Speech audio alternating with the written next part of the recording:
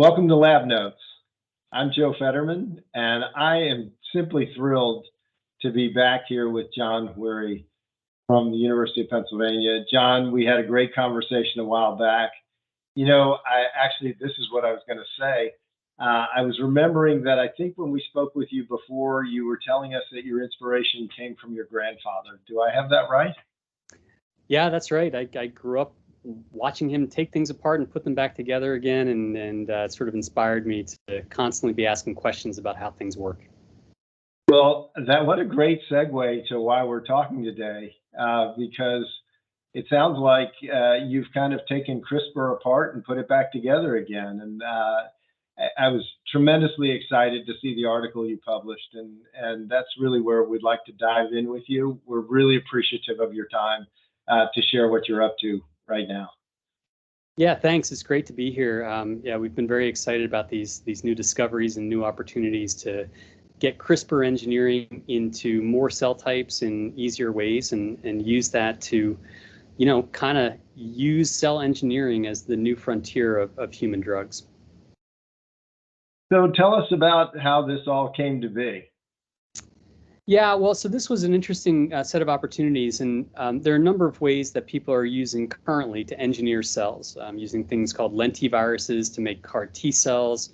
Some of the newer CAR T cell companies are using something called electroporation, which is basically electrical fields to basically insert DNA into cells and engineer them.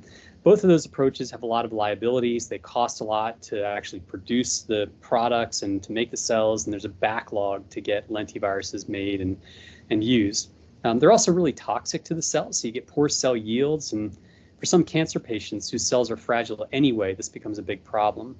So working with a good friend of mine here, Jinwei Shi, and also Shelley Berger, we were sort of lamenting about how it would be great to have a much easier way to get CRISPR, the cell engineering approach, into cells. And Jinwei and I were talking one day, and I said, hey, well, one easy way to do it would be to steal this trick from another virus where you can actually get proteins right across the cell membrane, and it works really well. And I said, but there are other problems with it, to actually get a good editing enzyme to go in and do that.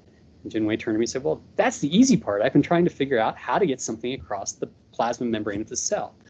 So we worked together over the next few months to actually optimize the system, and Jinwei did a lot of work on sort of optimizing the details of the system to get this sort of hijacking of this Cas9 CRISPR protein into the cells. We then worked on a bunch of other approaches to actually optimize the way that protein then gets released in the cell and can go do its work, to get to a system that's somewhere between maybe 50 and 100-fold more efficient than previous systems that have been developed. This now opens the door for all sorts of really gentle kind of cell engineering that you'd want to do for fragile cell types with really low cost ability to do this. You can do it really quickly in as little as a half hour. You don't have to spend days or weeks growing cells and doing the engineering. So it could be a transformative technology to make engineered cellular products in many settings, including cancer. John, you suggested that this is something that actually could be done basically at point of care. Yeah, one of the nice things about this is that it's a very simple addition of just some soluble protein.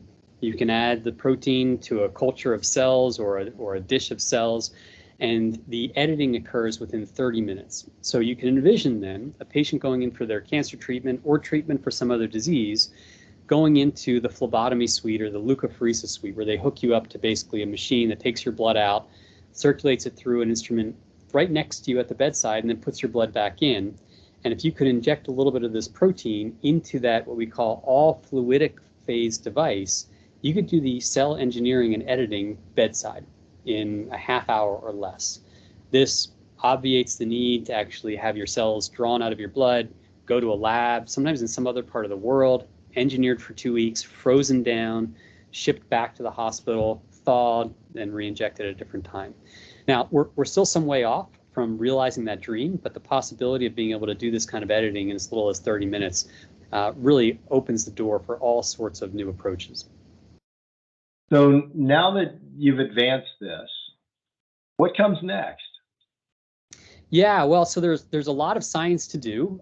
We think about this a lot. There's still a lot of what I would call academic science. We're interested in using this technology to engineer cells that we couldn't engineer before.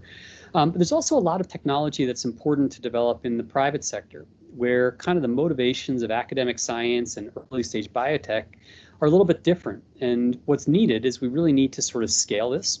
We really need to optimize it so we can make like production lots of the protein. We need to actually sort of rigorously optimize every piece of this machinery that we've now built so we can find the perfect scenario for any cell type we want to engineer. So it may be a little bit different for, let's just say, T cells from a young cancer patient compared to, let's say, neurons from an older patient with dementia. And so we want to actually be able to optimize across all the cell types you might think of editing, and then actually build the opportunity to use different kinds of DNA editing enzymes that are already being talked about. So there's sort of a scaling of the suite of technologies that's needed, and that kind of approach is far better done in early stage biotech or in early industry compared to academics, where you can have the rigor of engineering and really the scale of production that allows you to actually move things more quickly in that space. So what's next for us is to think about sort of dually advancing some of the sort of academic science in the academic setting, and also seeding this into a new company at some point to actually develop some of the engineering approaches and scaling approaches that will be necessary to make this available more broadly. John, I understand you weren't the only team working on this. Turns out there's a group on the West Coast as well. Yeah, that's right. So there's a group centered at Berkeley and UCSF that have similar technology. We've been in touch with them all along the way. This is one of these great stories in academic science where people get along. We've known about each other. We've been sort of sharing progress along the way, but enabling each other's science as well independently. And this was really brought together by one of the consortia that we're involved in called the Parker Institute, where I knew some of the investigators on the West Coast, and we were able to get kind of early insights into what was happening in their team. And while we developed the ideas independently, they progressed independently and were published independently, we've been able to partner on what the best next steps would be, where we can do more together than we could separately. And so I think that that's going to, hopefully be a good outcome. So while you indicated that there's more academic work to be done, there is a commercialization process. You're starting to embark on that at this point? Absolutely. We believe that this is an important platform for enabling all sorts of engineered cell therapies, especially in cancer, but there's an opportunity beyond cancer as well. We have to figure out how to build the platform in a commercial setting. We also have to think about what the most important and most useful therapeutic indications are, whether they're taking cells out of human tumors, engineering them to work better, the immune cells, and then putting them back in, or whether they're designing cells de novo for treatment of, say, genetic diseases such as sickle cell anemia. We have to figure out what those therapeutic approaches are. But there's absolutely a private sector opportunity and a market for both a therapeutic or a platform. The first steps are actually seeding the financing of an early stage company to prove that this kind of product and this kind of platform has a financial opportunity and a therapeutic opportunity to actually help patients. So this is just another great example of all the cell and gene therapy work that's happening in Philadelphia, and that is really establishing Philadelphia as a leading cluster in this particular sector. How do you see this unfolding? And how does the Philadelphia ecosystem stack up to support your advancement here? Yeah, it's a great question. So I'd love to see this early new company end up in Philadelphia. Philadelphia is a perfect place for this kind of technology, with a wealth of not only CAR T-cell companies and cell engineering companies, but also gene therapy companies and gene therapy expertise, which is really important for this kind of technology. There's a workforce, there's a culture in Philadelphia that's emerged over the past 5 to 7 years that really understands what's needed to make these kind of companies successful. And we have academic institutions that are willing to stand as partners, not only partners to make sure the academic science is done, but partners in this first step out into the non-academic private sector to help finance, help instigate the right kind of company formation. So I'm optimistic that our local venture capital ecosystem is also ready to play and ready to make sure that they invest in Philadelphia. There are a variety of good financing partners in Philadelphia, and also some really, I think, impressive young entrepreneurs who want to see companies like this start and stay in Philadelphia to make Philadelphia really a great place for the biotech industry for the long term. So your role in all this, you're firmly planted in the academic environment. The commercialization of that, does this, you'll have a foot in both worlds? How much, tell us how that all plays out. I'm sure you're busy enough already. It's a great question. So I see the goal of science is to move science forward to help humanity. And you can do that by taking advantage of the way science is done differently in different ecosystems. So as an academic scientist, I love what I do because I get to go discover, I get to take things apart and see how they work. And that's what wakes me up in the morning, and that's what inspires me. But there are also ways to do that in the non-academic setting that you can't do based on the business model of academic science, which runs largely on NIH grants. The time frame for innovation and discovery on NIH grants is around an 18-month cycle. And you have to wait around for 18 months to see if you're funded, then you move forward, and it plods along in very important methodical ways. And our $1 trillion pharmaceutical industry is driven by discoveries from NIH-funded science at the end of the day. And so it's a very, very good investment of our public money, but it's often too slow to really capitalize on the things that you want to do to move things forward quickly at this stage. So I view my job as an academic scientist as having a foot on both sides of the equation, to playing a role in the private sector where that makes sense to push science forward, to use that to inspire my academic science to do the things that we need to do on the academic side where we have the freedom to do so, and yet take advantage of the funding model on the private sector side to really move the engineering, the scaling, the large-scale discovery that can't be done in an academic setting, to move that forward, and use these two things in synergy rather than in competition. They're not in competition with each other. They're actually highly complementary, and I view them as a synergistic way to move science forward to benefit humanity in general. That's great. Well, John, let me just segue for one more moment and talk a little bit further about Philadelphia.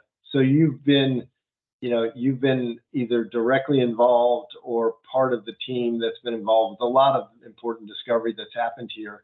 It must be very exciting for you to see the kind of response that's coming from the development community in terms of the buildings now in development and under construction, the growing talent in the region, some of which you're probably responsible for training, and just the advancement of the venture and the overall capital side of things. How do you think we're doing?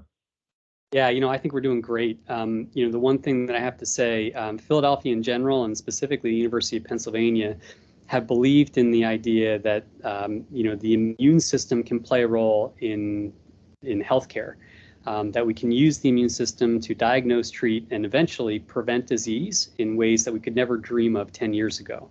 Penn has taken a risk on this, and it's starting to pay off. We have gene therapy, CAR T-cell therapy. We actually had the first CRISPR trials here at Penn, even though CRISPR was discovered elsewhere, and then mRNA vaccines. So we're seeing this willingness to believe in the promise of immunology and really good academic science as a way to move medicine forward.